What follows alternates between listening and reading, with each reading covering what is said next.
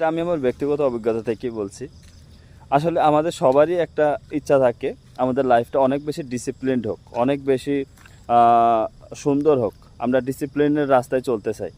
কিন্তু আ এরকম প্ল্যান করে আমরা যখন এগোই তখনই একটা সমস্যা আসে। সেটা হচ্ছে ব্রেক। একটা ব্রেক চলে আসে। আসলে আ তারপর থেকে আমরা আবার আমাদের যে আগের উচ্ছৃঙ্খল জীবনযাপন যেটাকে আমরা বলতে পারি, আ যেখানে আমাদের খাওয়া-দাওয়া, ঘুমানো এবং কোনো কিছুর সঠিক কোনো সময় থাকে না। আমরা যেকোনো সময় যেকোনো কিছু করতে থাকি। আমরা সেই জীবনে আবার ফিরে যাই। যেখানে আমাদের কোনো ডিসিপ্লিন নাই আমাদের জীবনে বেঁচে থাকার।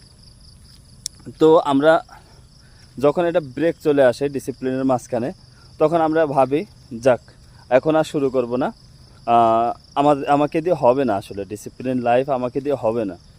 কিন্তু আপনি যদি এটা ভাবেন যে না আমি আবার শুরু করব, তারপর যখন আবার ব্রেক লাগবে, তারপর আপনি আবার শুরু করবেন।